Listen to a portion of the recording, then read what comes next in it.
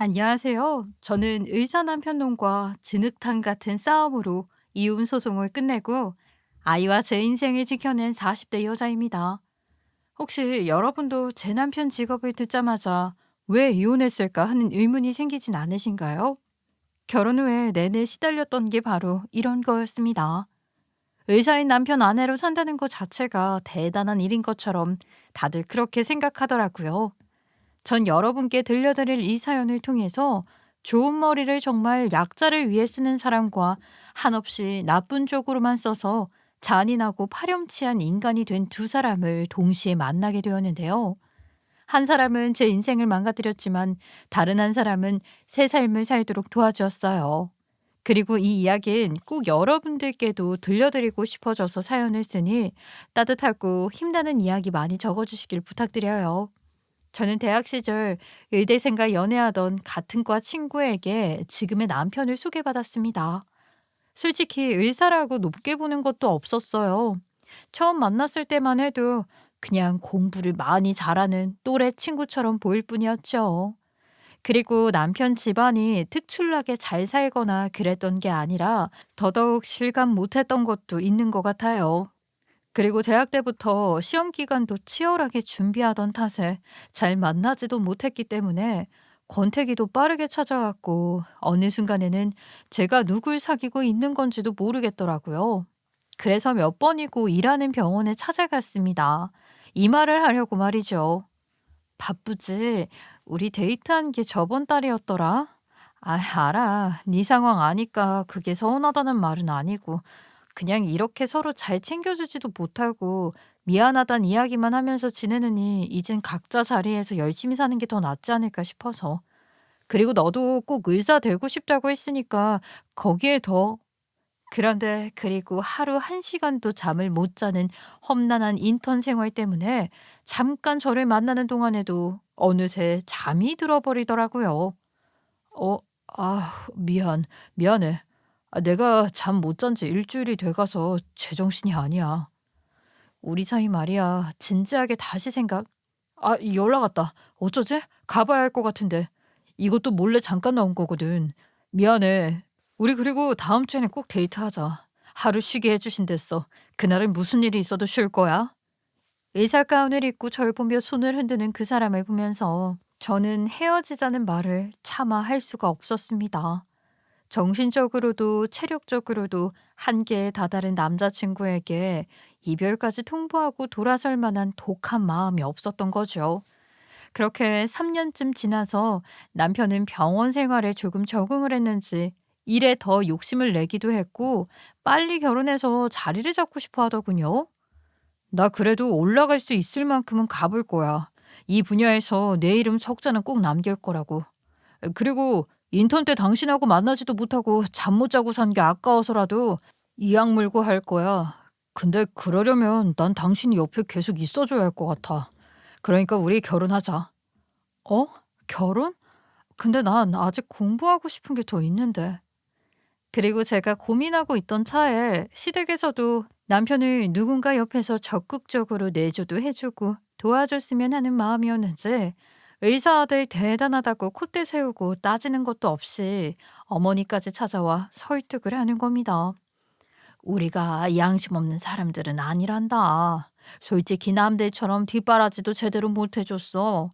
근데 이제 의사 좀 됐다고 자식 팔아서 너한테 뭐 해달라고 하고 그럴 생각 전혀 없다. 힘들 때 옆에 네가 있어줬으면 하는 거지. 그래도 이렇게 오랜 시간 너만 만난 것 보면 우리 애가 얼마나 좋아하는지 알겠어. 그렇게 남편과 시댁의 간곡한 부탁을 받으며 20대 중반에 결혼까지 하게 되었습니다. 앞으로 어떤 일이 펼쳐질지, 이 사람이 어떤 사람인지 자세히 알지도 못한 채 말이죠. 그리고 남편이 원하던 대로 저는 그 당시 제가 하고 싶었던 디자이너의 꿈을 잠시 내려놓고 아내의 자리에서 충실히 살았어요. 그리고 대학병원 의사로 일하는 남편을 옆에서 보면서 존경스러운 마음도 컸습니다. 오늘 몇 시간 수술했어? 밥은 먹긴 한 거야? 얼굴이 반쪽이 돼서 왔네. 그럴 시간도 없었어. 김밥 2개 먹었나? 그래도 당신이 이렇게 맛있는 밥을 항상 차려주니까 내가 견디면서 하지. 저번에 수술한 어르신이 있었는데 그분 아드님이 와서 자연산 전복을 보내주겠다고 주소 알려달라고 오늘 난리도 아니었다. 하긴 그게 좀 힘든 수술이긴 했지. 시골에선 아예 가망 없다고 했나 보더라고. 정말? 당신이 그분들한텐 은인이니까 그러네. 대단하네, 우리 남편.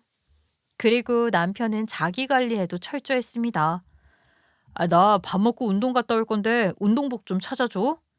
이 시간에? 너무 늦었어. 내일도 일찍 나가야 한다면서 조금이라도 쉬지. 괜찮아. 의사가 체력이 좋아야지. 환자 한 명이라도 더 많이 볼 수 있을 거야. 헬스장 끊어놓고 너무 안 간 것 같기도 하고. 이럴 때 땀 한 번 쫙 빼고 오면 개운할 것 같아서 그래. 아픈 사람들은 애가 타는데 몇 주씩 기다리고 그런 게 너무 안쓰러워. 시골에서 기차로 6시간 이렇게 올라오는 분들 많거든. 우리 엄마도 아프면 그럴 거 아니야.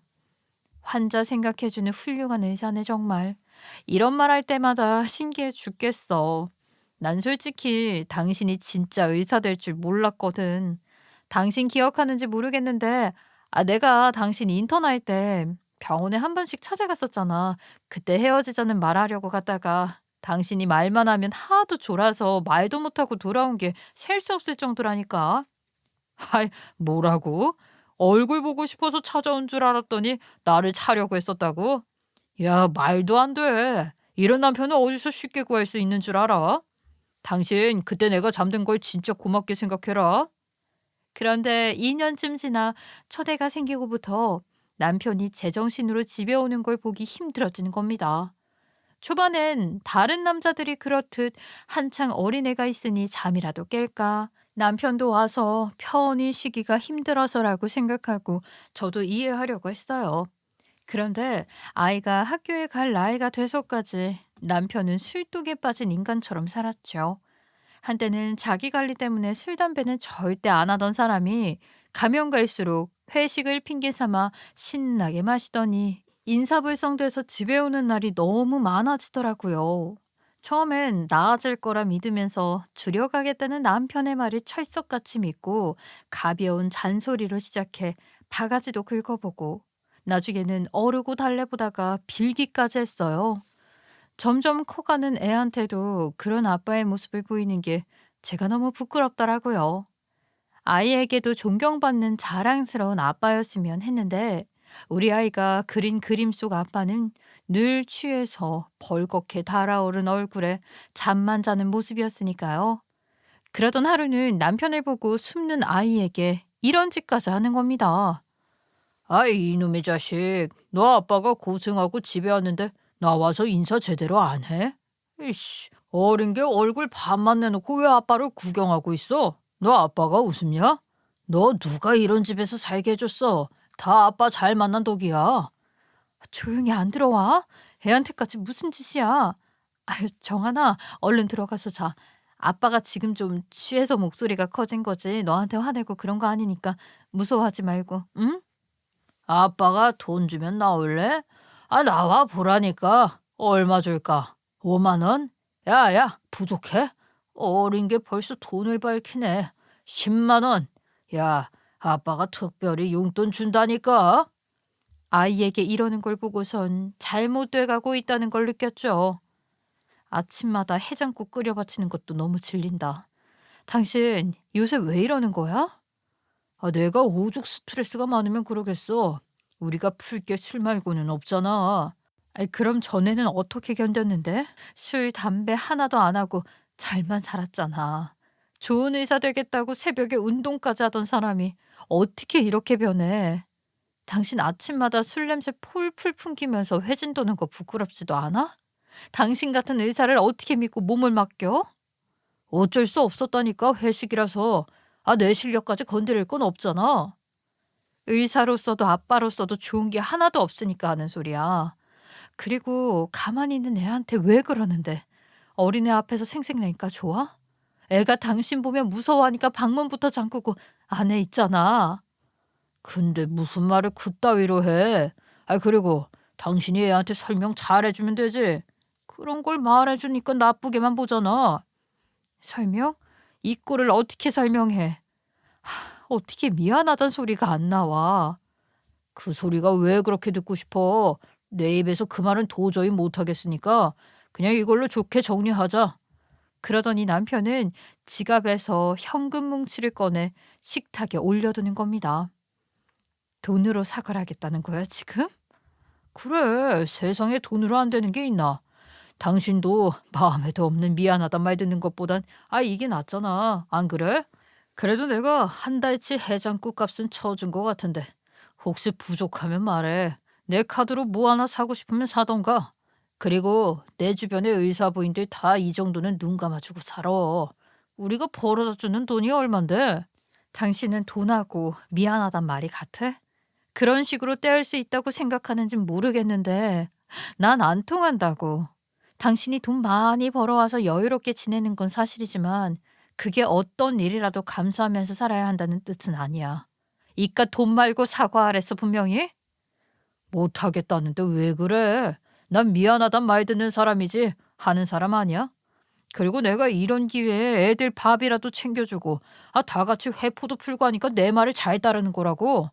일주일도 못 버티고 도망가는 애들이 얼마나 많은데. 내가 뭐 나쁜 짓 하면서 마셔? 이런 게 다 사람 관리하는 거라고. 술상 차려준다는 소리는 못할 망정.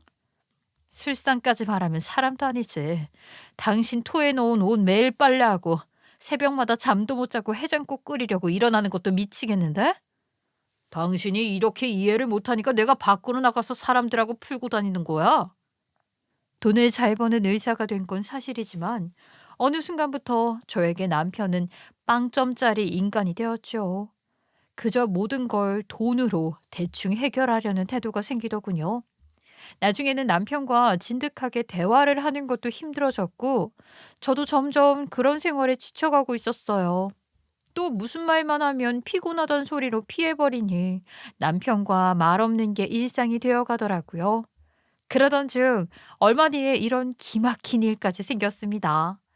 그날도 어김없이 진탕취해서 들어온 남편이 저를 누구랑 착각하는지 뜬금없이 팔을 벌리면서 다른 여자 이름을 부르는 겁니다. 은정아, 우리 은정이가 어떻게 여기 있었어? 오빠 보고 싶어서? 그 순간 저는 이 인간이 나가서 단순히 회식으로 술을 먹는 게 아니라는 걸 알아챘죠. 이젠 하다 하다 여자 문제까지 골치가 아프겠구나. 머리가 지끈거렸습니다. 정신 차려. 더 실수하지 말고 여기 술집 아니라고. 오늘 왜 이렇게 은정이가 무섭지? 근데 옷을 왜 이렇게 많이 입고 있어? 야, 오빠가 그렇게 입지 말라고 했지. 너는 쭉쭉빵빵한 게 자랑인데 이렇게 다 가리면 안 되지. 추워도 오빠 행복하게 해주려면 이렇게 입으면 안 돼요. 저번에 사준 원피스 입고 오지? 우리 은정이, 귀여운 은정이 일로 와. 그리고 전 끓는 속을 잠재우며 침착하게 이 모습을 동영상으로 촬영했습니다. 내일 일어나서 남편에게 이 일을 말해봤자 오리발을 내밀 게 분명했으니까요. 그래도 직접 자기 눈으로 보면 제가 잘못 들었느니 헛소리는 안 할 것 같았어요. 그리고 핸드폰에까지 은정이라는 이름이 있더군요. 업소에 다니는 여자라서 자주 찾아달라는 형식적인 문자만 몇 개 와 있었고 다른 이야기를 나눈 건 없었습니다. 전 뜬눈으로 밤을 지새우고 일어나서 남편과 대화를 해봐야겠다 생각했죠. 생각해보면 그때가 더 더러운 꼴 안 보고 이혼하기 좋은 시점이었던 것 같기도 합니다. 그런데 자기 입으로 나쁜 짓 하면서 먹지 않는다고 말했으니까 전 묻고 싶더라고요. 당신 이것부터 봐. 누구야 은정이가? 어제 아주 반가워 죽으려고 하던데. 어? 무슨 사람을 어떻게 보고. 은정이가 우리 간호사 중에 막내였던 애였는데 걔 이름이 은정이야. 지금은 나가고 없는데 애가 참 착하고 괜찮았거든. 당신은 뭐 이런 걸 찍고 그러냐? 취해서 좀 그런 거 같고. 그거 내놔. 핑계 잘 찾았네. 근데 요샌 간호사들 외모 이야기도 서슴없이 하는 모양이야. 의사가 원피스도 사주고 그렇게 지내나 봐? 남편은 말도 안 되는 핑계를 대다가 안 통한다 싶었는지 갑자기 버럭 화를 내면서 제 손에서 핸드폰을 뺏으려고 하는 겁니다. 짜증나게. 이 여자가 핸드폰 안 내나? 싸대기 날리기 전에 좋게 줘라. 싫어. 데려보시던지. 그래도 부끄러운 줄은 아나 보지? 나도 부끄러워, 나도. 내가 알던 당신은 환자 생각이 늘 먼저고 의사로서 자기 관리 잘하는 그런 사람이었는데 진짜 왜 이렇게 됐나 모르겠다. 난 당신한테 영화 한 편 같이 보자는 소리도 한 번 안 해봤고 애 봐달라는 말도 안 하고 살았어. 우리 가정에는 좀 무심해도 그 시간에 나가서 환자 보고 좋은 의사 소리 듣고 살라고. 근데 그 결과가 이거야? 저는 남편이 왜 이렇게까지 망가져가는지 이해를 할 수 없었습니다. 이것보다 더 힘든 악조건에서는 긍정적이고 좋은 생각만 하던 사람이 왜 이러나 싶었죠. 그런데 남편은 이 말에 갑자기 분을 못 이기고 물건을 바닥에 던지기 시작하는 겁니다. 그만해. 아직 애 자는 건 몰라? 모자랬다고 물건을 던져 니가. 남편은 잡히는 걸 다 던지고도 분이 안 풀리는지 나중엔 저한테 달려들어 손목을 꺾으려고 힘까지 쓰더라고요. 그 영상을 어떻게든 지우려고 눈에 불을 켠 게 보였습니다. 아프다고 이전 안 놔? 너 이거 완력이야. 신고하기 전에 그만하랬다. 말을 들어먹어야 놓지. 넌 내가 왜 밖으로 돌게 된 줄 알아? 내가 그렇게 피냄새 맡아가면서 종일 서서 힘들게 번 돈을 넌 고맙다는 말 한 번 하고 쓴 적이 없어. 네 천성이 감사할 줄 모른다고. 근데 얘들은 내가 술 한 병만 사줘도 감사하다고 절을 하니까 볼 때마다 기분 좋은 소리 해주면서 아 내가 최고라고 하는데 내가 누구한테 마음이 가겠냐? 어? 그걸 이유라고 드니? 애가 그린 그림에 네가 어떤 모습인 줄 알아? 술 취해서 자는 것밖엔 없어. 그러고도 네가 의사야? 애 아빠야? 넌 어떻게 이 상황까지 와서도 미안하단 말을 안 할 수가 있어? 변명이나 하고 치사한 놈. 치사해? 뭐가 치사한데? 그리고 난 너한테 사과할 이유가 전혀 없지. 아무 능력도 없이 몸 하나 갖고 나한테 시집 와서 사는 주제. 뭐, 뭐라고? 그렇다고 네 몸뚱이가 은정이만큼 괜찮기라냐? 다 퍼져서 볼품도 없으면서. 남편은 여자로서 남은 제 자존심까지 다 깎아내버리더군요. 정말 마음이 갈기갈기 찢어진다는 게 어떤 건지 그때 처음 느꼈습니다. 그리고 앞으로 내 돈 쓸 때마다 넌 나한테 감사하다고 인사하고 허락 떨어지면 그때 써. 알았냐? 너희 집도 마찬가지야. 그전엔 내가 단 한 푼도 못 쓰게 할 거라고. 이게 버릇 고쳐놔야지. 안 되겠네. 야, 그리고 너 한 번만 더 이딴 거 내 허락 없이 찍으면 알아서 해라. 그땐 이 정도로 안 끝낼 줄 알아.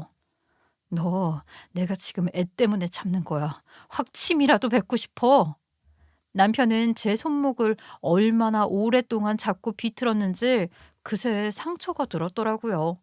그리고 힘없이 제 손에서 떨어진 휴대폰을 주어서 남편은 영상을 삭제하더라고요. 그리고 힐끗 제 손목을 보더니 지갑을 열어서 그때처럼 돈을 주며 이러는 겁니다. 야야, 이따가 병원에나 가라. 아프다고 징징대지 말고. 많이 줬다. 넌 하여튼 나랑 싸우기만 해도 그냥 돈이 떨어지네. 아, 가만 보면 이러려고 나한테 일부러 시비거나 싶기도 해. 앞으로는 호락호락하게 너한테 돈 안 줄 거야. 내 비유 맞추라고 열심히. 더러워서 네 돈 안 써. 그러니까 네 비유나 맞추고 감사 인사 같은 거 평생 할 일 없을 거야. 이거 안 치워? 내 앞에서 더러운 돈 들이밀지 말라고. 확 다 찢어버리기 전에. 그리고 전 그날 저녁 짐을 싸서 친정에 간 뒤 남편 놈에게 마지막 문자 한 통을 남겼습니다. 물건 던지고 완력 쓰는 것도 모자라 여자로서 자존심과 돈으로 절 짓밟으려고 하는 걸 보곤 이 인간 본성이 어떤지 더 살아보고 용서할 필요도 없을 것 같았죠. 그만 보였으면 좋겠는 밑바닥을 너무 많이 보이니 무섭기까지 하더라고요.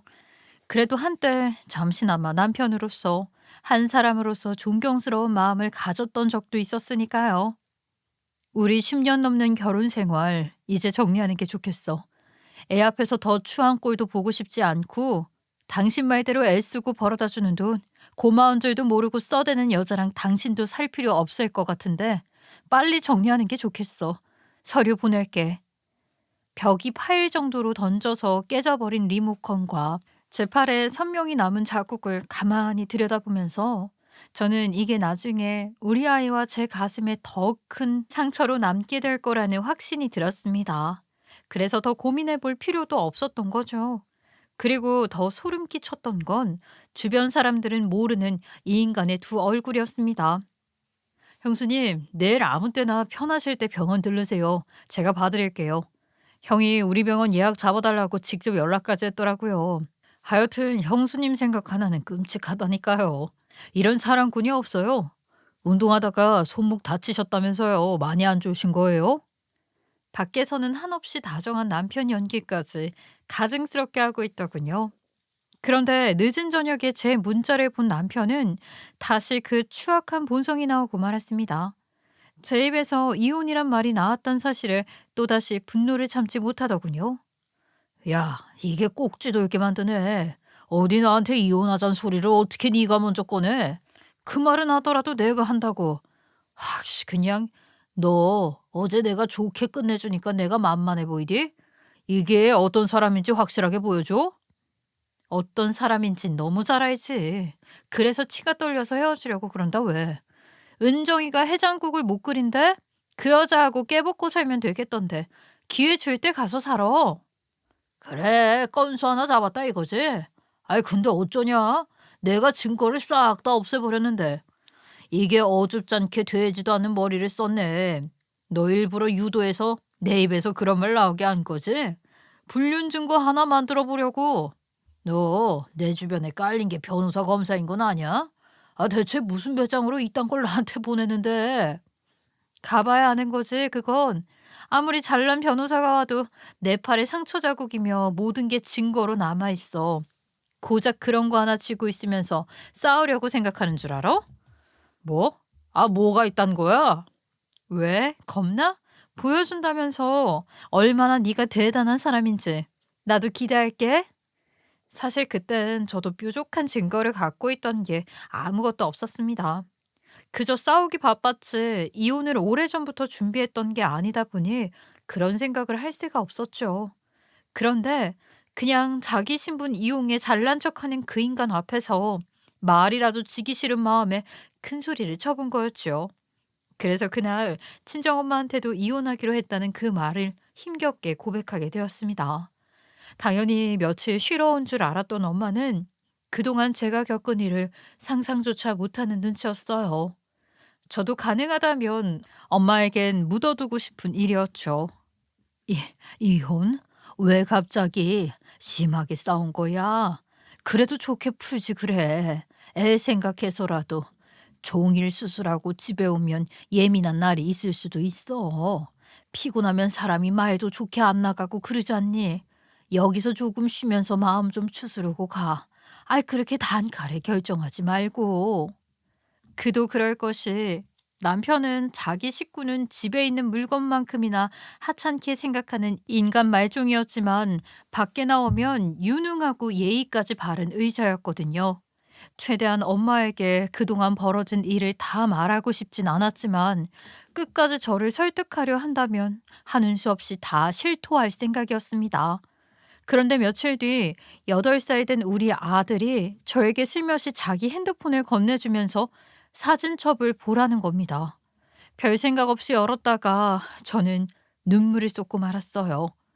그 안에는 수많은 동영상이 있는 걸 보게 되었죠. 그동안 남편이 술 마시고 들어와서 습관적으로 나쁜 말을 하고 눈이 돌아가서 물건을 던지고 절 밀치기까지 하던 광경이 다 담겨 있었습니다. 그리고 얼마 전 그 여자 일로 싸운 것까지 적나라하게 동영상으로 남아있는 겁니다. 그걸 보고 증거를 찾아서 반갑기보단 가슴이 무너져 내렸던 게 바로 이 모습을 내내 지켜보면서 불안에 떨고 있었던 아들의 모습이었죠. 이때 안 자고 있었어? 엄마는 깬 줄도 몰랐어. 그래, 소리가 너무 커서 잠자긴 힘들었겠다. 미안해, 엄마가. 잠도 못 자고 밤마다 불안하게 만들어서 정말 미안해. 아니야, 엄마. 이제 울지 마. 엄마 울면 속상해. 아빠가 맨날 술 마시고 와서 엄마한테 이렇게 하고 아침에는 그런 적 없다고 거짓말하잖아. 아빠는 말만 하면 다 아니라고 하니까. 엄마도 아빠도 똑같아. 우리 다 잘못한 거야, 정한이한테. 아니야, 엄마.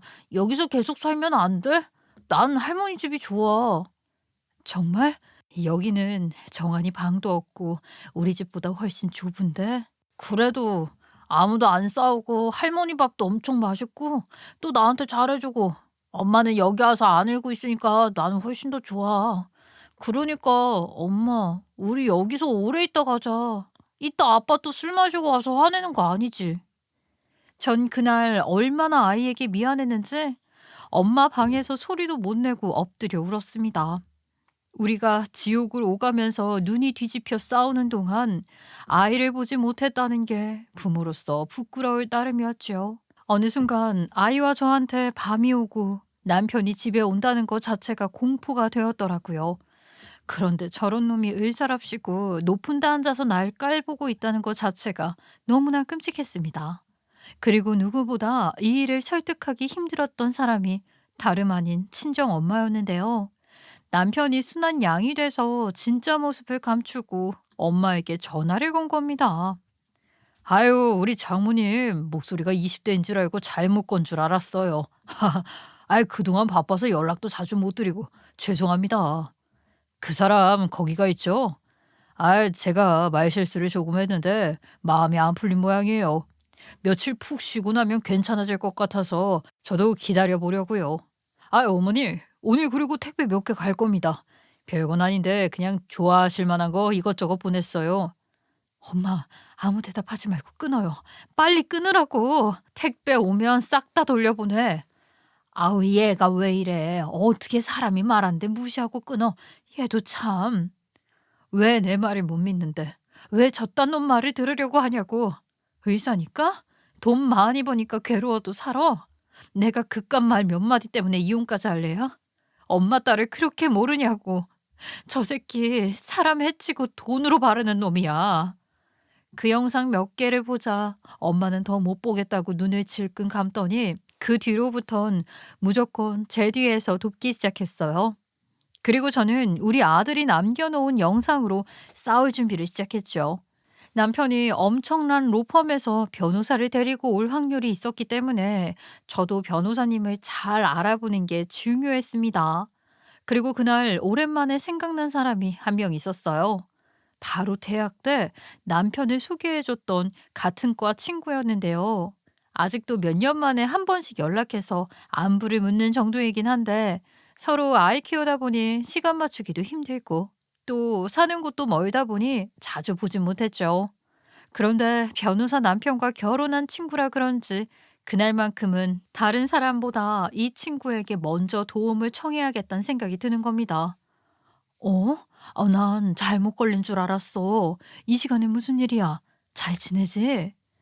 미안하다. 오랜만에 연락하는데 좋은 일로 연락해야 하는데 너한테 부탁 하나 하고 싶어서 연락했어. 이상하게 너밖에 생각이 안 나서. 친구는 제 이야기를 듣자마자 불같이 화를 내면서 10시가 넘는 시간인데도 친정집으로 오겠다면서 한시가 급하니 당장 이야기를 해보자며 나서주는 겁니다. 유독 정의감 넘치는 친구였는데 그때 모습을 다시 보는 것만 같았죠. 그리고 친구의 이 한마디가 얼마나 든든했는지 몰라요. 너, 우리 남편 아주 유능한 변호사인 거 알지? 내가 돈 없어도 이 사람 능력 보고 결혼했어. 그러니까 네 사건은 다른 사람 절대 못 주고 우리 남편이 맡아서 무조건 이기는 쪽으로 할 거니까 넌 아무 생각 말고 편하게 지내. 그런 쓰레기랑 더 얽힐 필요 없어. 정말 잘했다. 잘했어. 그리고 1시간 반이 넘는 거리를 남편과 함께 달려온 친구는 안부를 묻기도 전에 거실에 앉아서 남편과 함께 제 상황을 열심히 들어줬습니다. 이때 아들이 찍어 놓은 영상이 더 설명을 보탤 필요도 없는 충분한 설명이 되었죠. 그리고 변호사인 친구 남편은 제가 무심코 넘기고 있던 것까지 다 철저히 준비할 수 있도록 도와주시더라고요. 이래서 역시 전문가는 다르구나. 법을 알고 보니 사소한 거 하나도 쉬이 넘기지 않을 수 있더라고요. 일단 내일 병원에 가서 검사 받고 진단서부터 발급받는 게 좋겠어요. 사진만으로는 증거가 부족하게 보일 수 있으니까 확실하게 진단서로 받아두자고요. 그러더니 딱 하나 걸린다는 표정으로 저에게 이러는 겁니다. 보니까 이혼은 유리하게 끝날 수 있을 것 같네요. 영상 정황이 너무 확실해서. 근데 소송에서 양육권이 핵심이겠어요. 그쪽도 이걸 열심히 준비하고 있을 겁니다. 이혼은 일단 하는 쪽으로 한다고 쳐도 말이에요. 그래도 의사 정도면 수입이 꽤 높은 편이니까 법정에선 그쪽으로 손을 들어줄 수도 있거든요. 네? 그건 절대 안 돼요. 이 영상 우리 애가 찍어서 저한테 준 거예요. 그동안 얼마나 우리 싸우는 거 보고 불안했으면 잠도 못 자고 깨서 이걸 찍어뒀더라고요. 뭐? 아, 정한이도 얼마나 힘들었을까. 그 어린애가 엄마 지켜준 거네. 나중에 커서 변호사 시키면 되겠어요. 이 녀석이 벌써 똘똘한 구석이 있네. 나 아픈 것만 생각하느라고 애를 볼 겨를이 없었던 것 같아요. 저도 엄마 자격 없어요. 저 위자료고 뭐고 우리 애 이제 아무 걱정 없게 자기 해줄 거예요. 다시는 그런 인간 때문에 불안하게 안 만들고 싶다고요. 그러니까 꼭 좀 도와주세요. 네? 여보, 애가 원하는 걸로는 부족할까? 아빠랑 사는 거 원치 않을 거야. 근데 양육 능력이 있는지가 중요한 문제라서 일정한 수입도 있어야 하고요. 그 말에 저는 말문이 턱 막혔습니다.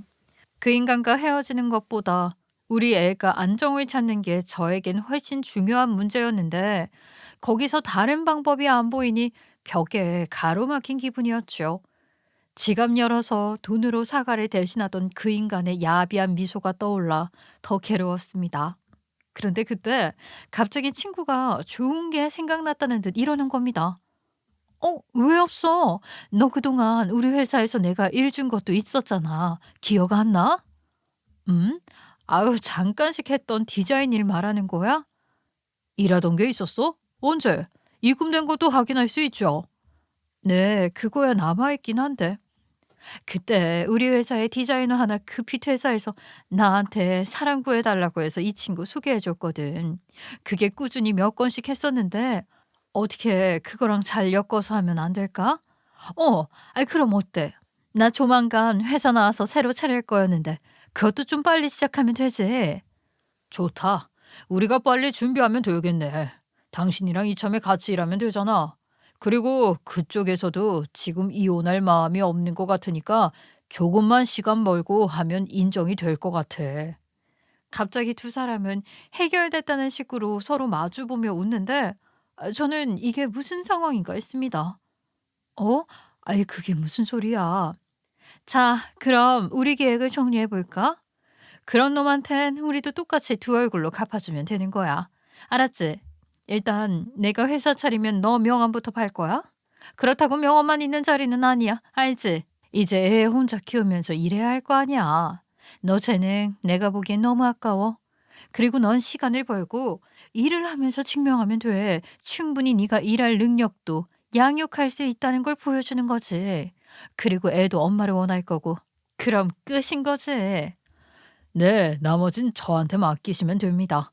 제가 꼭 이기겠습니다. 이 사람하고 이제 동업하실 분인데 제가 질 수 없죠, 절대. 그런 놈 혼쭐을 내놓을게요.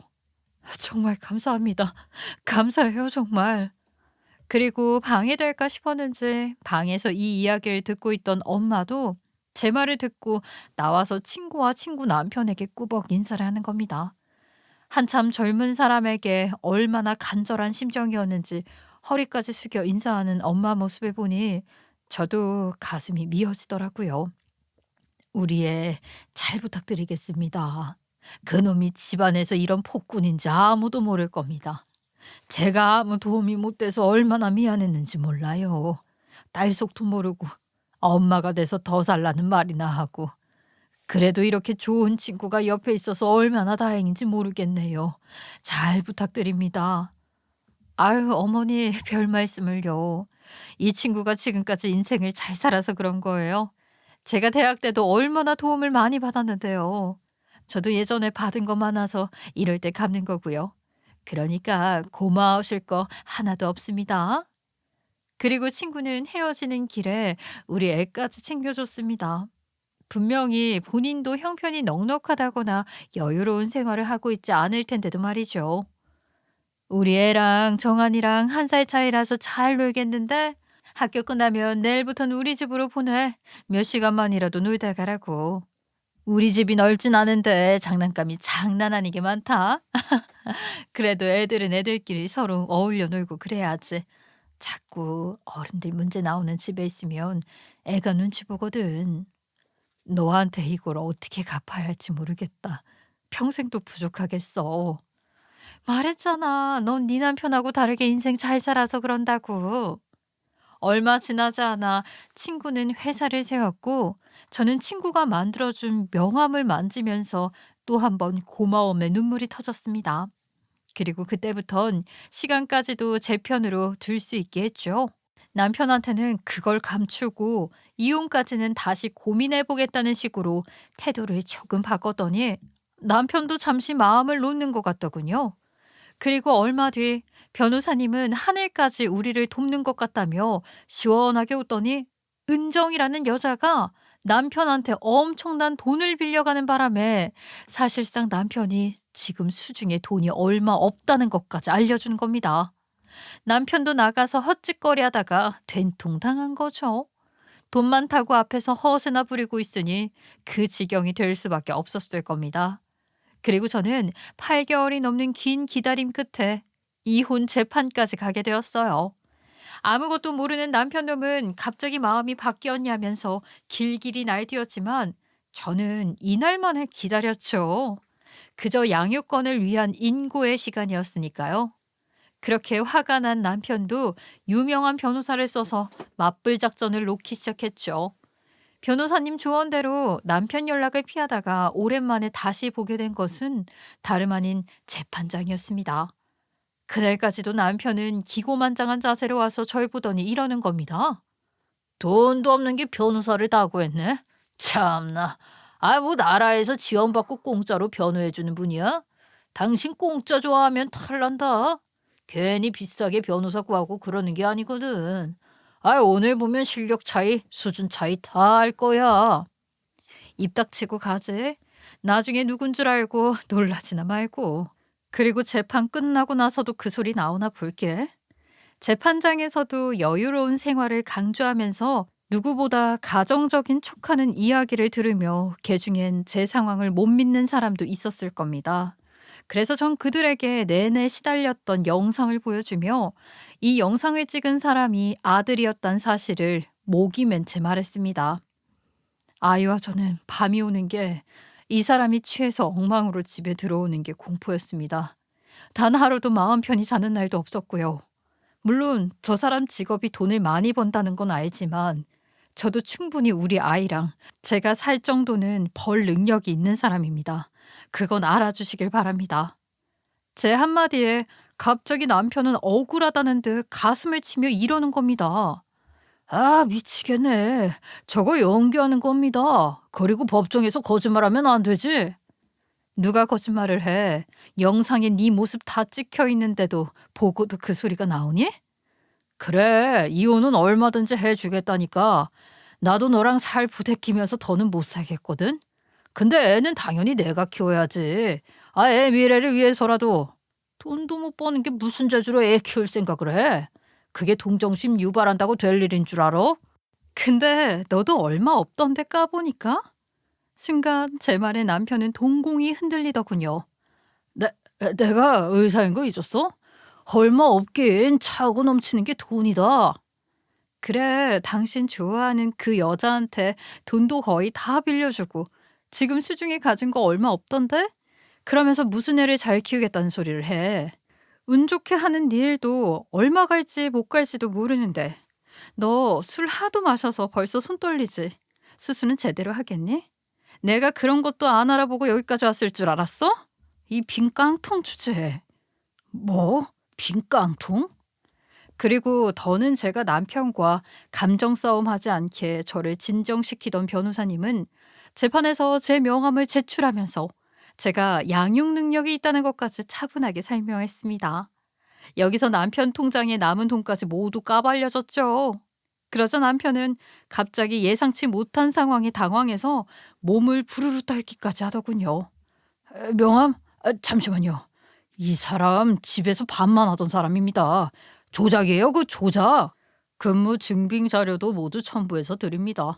그리고 현재 아이는 의뢰인과 같이 살길 바라고 있고 평상시 부친과의 친밀감이 낮았던 점, 또 의뢰인이 지금 활발한 경제 생활 중이기 때문에 경제적 자립도 가능한 상태라는 점 등 잘 살펴봐 주시길 바랍니다. 아니야, 그 누가 그래? 아닙니다. 능력은 제가 훨씬 더 많은 사람인 거 누구나 아시지 않습니까? 애하고 제 사이를 갈라놓은 게 저 여자인데 다시 화해해서 잘 지내보도록 하겠습니다. 야, 넌 이것도 미리 준비 못했어? 내가 너한테 준 돈이 얼만데? 시끄럽고 나한테 줄 위자료나 준비해도 남 탓한다고 되니 찌지라? 남편은 때 아닌 자기 변호사한테까지 화를 내면서 재판장이 엉망이 되었죠. 결과는 대충 예상되시지 않나요? 결과적으로 가정법원에서는 친권, 양육권을 전부 인정하는 승소 판결과 양육비를 지급해야 한다는 조정 결정이 났습니다. 그리고 큰 금액의 위자료도 지급해야 했죠. 저는 변호사님 덕분에 우리 아이와 새 인생을 출발할 수 있게 되었고 경제적 부담도 줄이게 되었습니다. 그런데 얼마 안 가서 이 인간이 위자료 주고 남은 게 없어서인지 목에 칼이 들어가도 미안하다는 소리는 안 할 것 같더니만 저를 찾아와서 애원까지 하는 겁니다. 여보, 애는 깨끗하게 포기할 테니까 그 위자료 받은 거 조금만 돌려주라. 응? 아예 빌려주라. 잠깐만. 부탁이야. 양육비는 꼬박꼬박 줄게. 내가 변호사 선임비도 너무 많이 나간 데다가 일이 너무 꼬여서 말이야. 갑자기 그 여자가 돈 잠깐만 쓰고 주겠다더니 연락도 안 되고 어디로 날랐는데 지금 찾는 중이거든. 그 사기꾼 찾을 거야. 내가 그 여자 찾기만 하면 금방 줄 수 있어. 내가 그런 여자 때문에 당신 마음고생이나 시키고 정말로 미안하다. 곧 죽을 날 받아뒀어? 하던 대로 하지 갑자기 무슨 사과야? 정말 미안해서 그러지. 당신이 얼마나 힘들었는지 이제는 나도 안다니까? 웃기고 있네. 그리고 양육비는 법으로 당연히 줘야 하는 거고 네가 선심 쓰듯 주는 거 아니야. 네 돈 더럽고 싫단 생각밖에 안 들었는데 아무리 생각해도 너 같은 놈한테 내가 보상받을 게 그거 딱 하나더라고. 줄게. 잠깐만 쓰고 준다니까. 이래서라도 내가 꼭 줄게. 근데 갑자기 한 번에 위자료까지 나가니까 내가 대출받기도 어렵고 융통해올 방법이 없어서 그런단 말이야. 제발 나 좀 도와줘라. 저는 그 인간을 한심하게 내려다본 뒤 여유로운 목소리로 말했죠. 싫어. 그렇게 한마디만 사과하래도 지갑부터 꺼내서 돈으로 치사하게 굴던 인간이 당신이잖아. 그러니까 당신 하던 대로 하라고. 그리고 당신 때문에 편하게 잠도 못 자고 덜덜 떨면서 살던 우리의 불쌍해서라도 난 끝까지 받아내야겠어. 잘난 의사 월급으로 뼈 빠지게 일해서 갚아야지. 정말 남처럼 왜 이렇게까지 해? 우리 둘이 합의 봐도 될 일을. 너 같은 놈을 어떻게 믿어? 내가 미쳤니? 그리고 저는 자리에서 일어나면서 제 앞에 앉아있던 그 인간 발을 있는 힘껏 밟고 와버렸습니다. 아파. 아팠어? 몰랐네. 얼마 줄까? 한 10,000원이면 되지? 가면서 파스 한 장 사서 붙이면 될 것 같은데. 이거 갖고 가서 징징대지 말고 파스 잘 붙이고 얼른 병원에 가서 열심히 일해. 돈 없으면 아파도 열심히 살아야지. 마지막으로 전 남편이 했던 짓을 똑같이 갚아주며 그 인간을 뒤로하고 유유히 나왔습니다. 그날이 제가 그 인간 얼굴을 본 마지막이었는데요. 일단 아이의 안정을 최우선으로 생각하면서 지내려고 접근 금지 신청도 해두었습니다. 그리고 저는 위자료로 받았던 돈을 아끼지 않고 쓴 곳이 있었는데요. 바로 우리 아이의 심리 상담이었죠. 한동안 친구 집에서 제 나이답게 뛰어놀던 아이를 바라보면서 마음에 든 상처는 꼭 어루어 만져주고 싶다는 생각을 했거든요. 그리고 저는 이사를 결심하고 난 뒤에 친구 부부에게도 진심을 담아 감사 인사를 전했습니다. 또 울려고 그런다. 너무 고마워서. 나 진짜 행복해서 우는 거야. 이제 슬퍼서 울 일 없어. 그리고 정말 두 분 아니었으면 제가 우리 애랑 지금 이렇게 마음 편히 못 살았을 거예요. 우리 집 마당도 넓으니까 휴가 때 애들 데리고 꼭 놀러 오세요. 그때 제가 대접할게요. 그리고 이 은혜는 정말 평생 두 분께 갚으면서 살게요.